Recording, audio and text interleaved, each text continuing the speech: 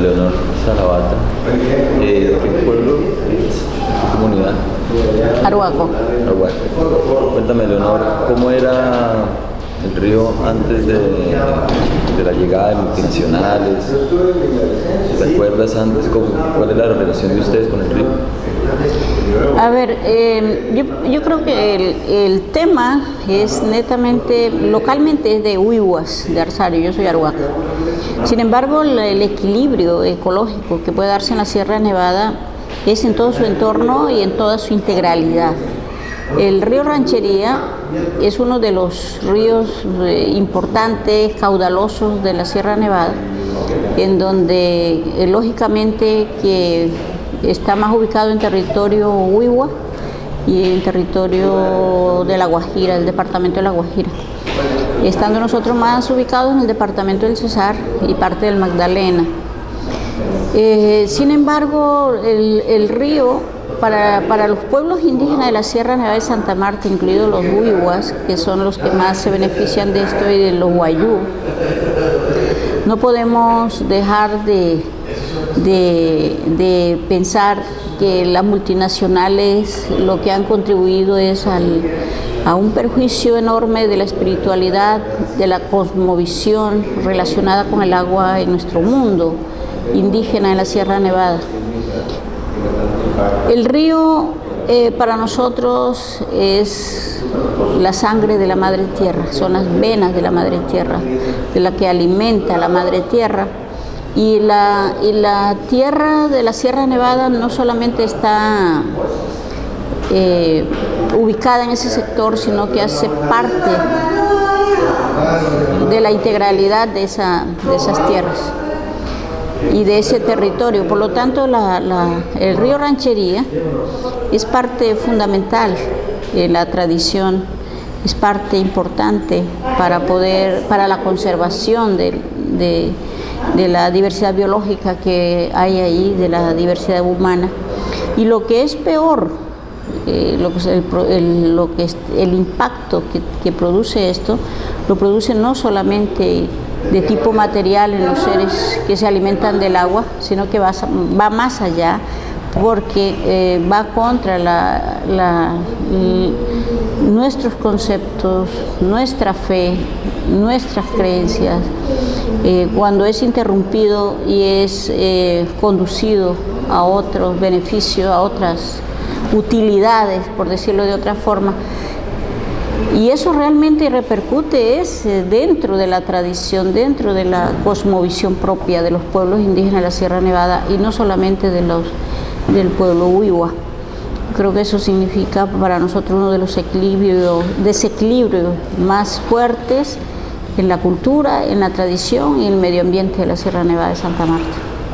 ¿Cuáles son los principales impactos que se ha percibido al río? Uno de los graves impactos que produce esto es que el desvío del río Ranchería o del represamiento de las aguas conduce a un cambio estructural del área donde se represa el agua.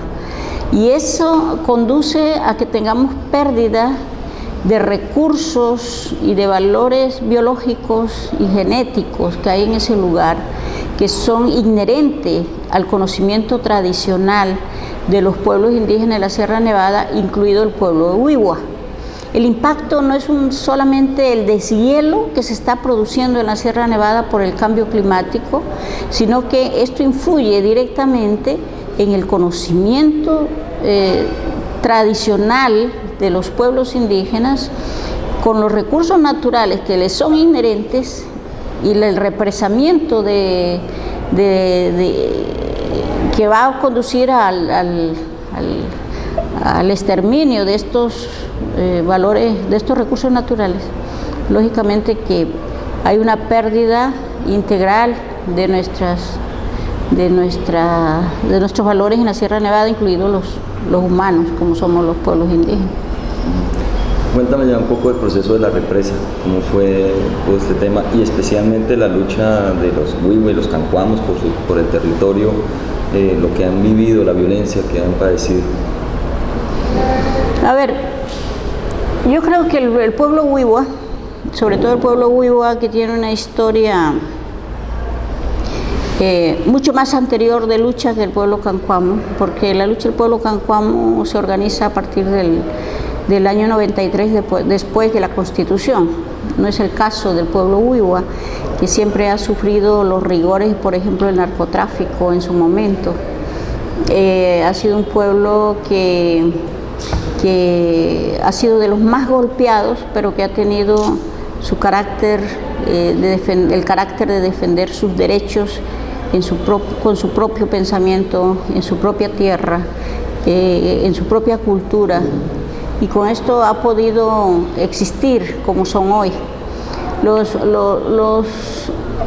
La lucha del pueblo Wiwa se aproxima más a la lucha del pueblo Arhuaco o del pueblo Kogi por los derechos a la tierra, por el derecho a la permanencia como pueblo indígena. Y su permanente cercanía con su tradición, con sus posturas tradicionales, de costumbres, creo que han podido resistir a muchos embates. Y el tema es que hay problemas o hay dificultades que afectan a un solo pueblo indígena o a una comunidad indígena, pero en este caso es una afectación directa a los pueblos indígenas de la Sierra Nevada. Nosotros creemos yo personalmente pienso que el desarrollo de la apropiación política de los territorios indígenas en Colombia se le debe a la aplicación de políticas del neoliberalismo que tienen que ver con las alianzas, las concertaciones institucionales. Yo creo que los pueblos indígenas hemos perdido con las alianzas y hemos perdido con las concertaciones, con las instituciones y con el gobierno. Creo que avanzó el gobierno en la integración de la vida indígena a lo nacional, que era un tema de los 60, de los 70, y que hoy en día lo han logrado a través de las políticas neoliberales. Y teniendo en cuenta que la buena fe de la administración de los derechos indígenas no ha existido, sino que lo que ha habido es un dominio. A través del derecho indígena han logrado dominar los pueblos indígenas. Y hoy en día tenemos un impacto de dependencia política, institucional. Tenemos unas directrices políticas que conducen las instituciones a través de los servicios públicos que nos prestan, pero no somos los pueblos indígenas, aquellos pueblos autodeterminados que, manteniendo el ejercicio de la autonomía, llevamos nuestras decisiones y esa toma de decisiones realmente sea adoptada por el sistema nacional administrativo. Yo creo que es el problema más grave que vivimos en este momento, ¿no? La adopción, la falta de adopción de las decisiones de los pueblos indígenas en Colombia.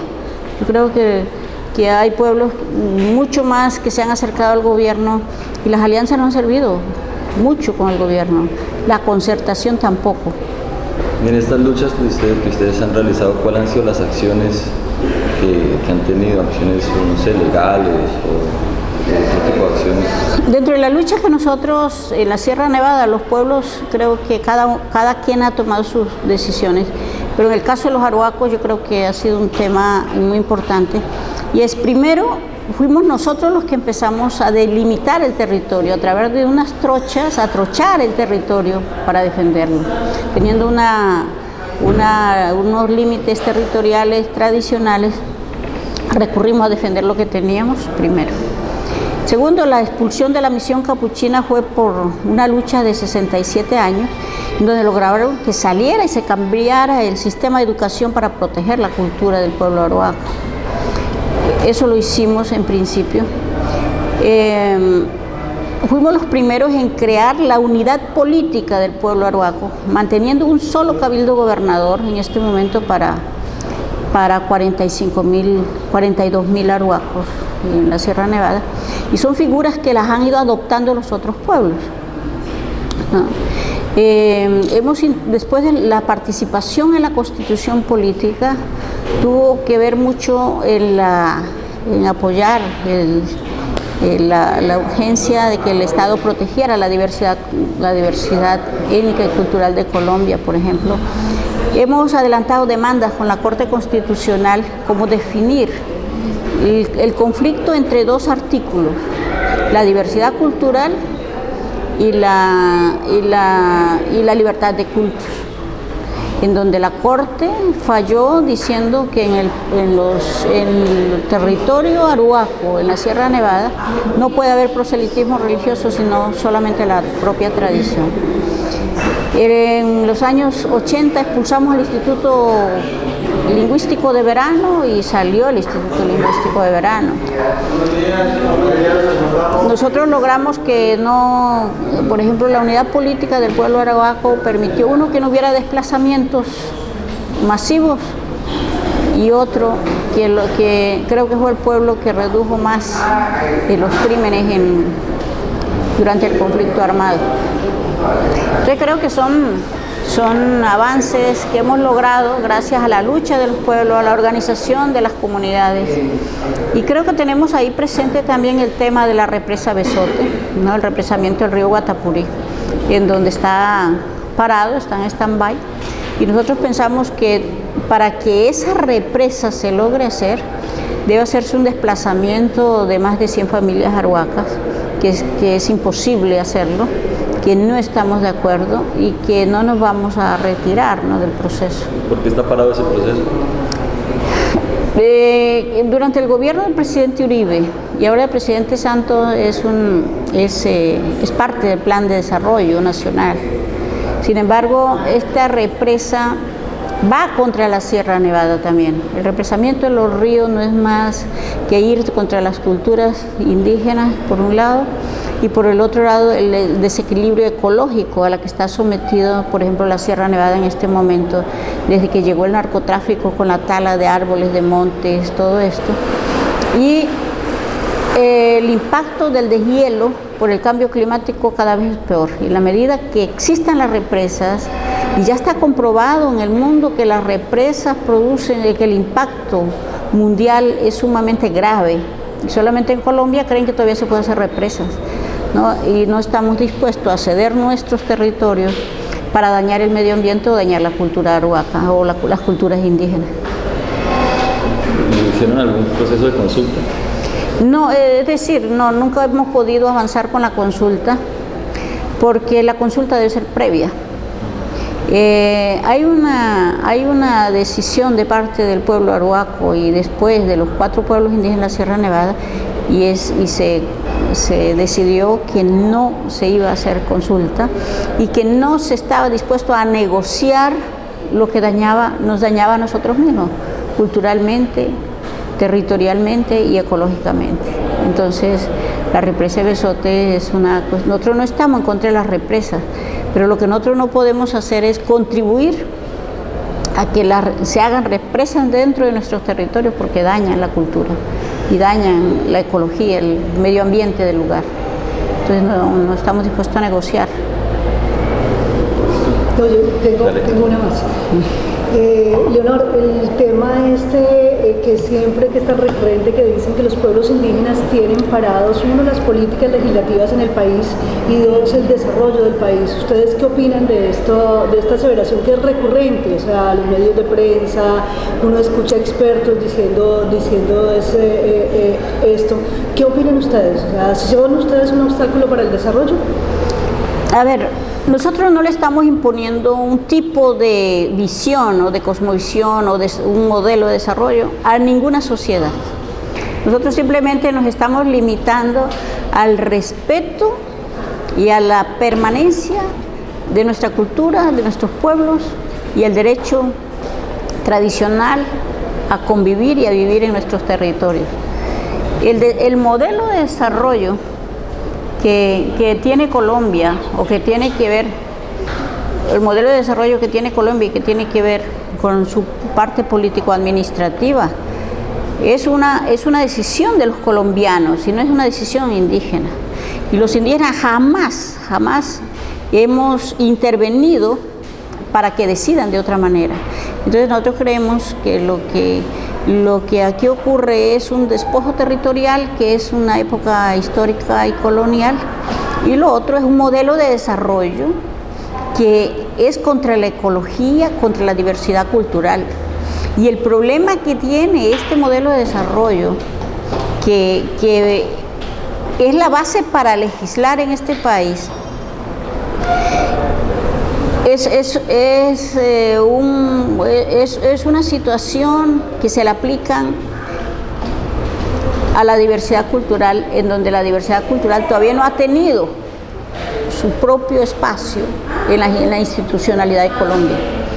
Se escribió en letras, en un libro, en una constitución, pero efectivamente poder implementar estos derechos en las instituciones aún no ha llegado esa adecuación.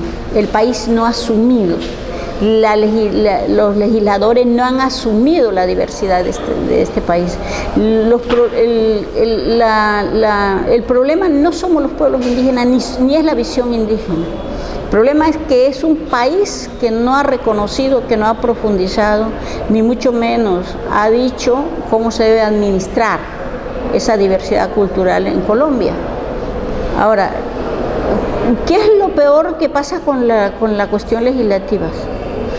Que quienes están legislando hoy en día no tienen en sí los criterios o el conocimiento suficiente y están legislando sobre algo que no conocen y no han profundizado, porque no somos nosotros los propios pueblos indígenas que legislamos para el país. Aquí legislan los que no nos conocen. Y de acuerdo a eso, lógicamente que lo que no podemos permitir nosotros es que nos acaben en este país y en este continente.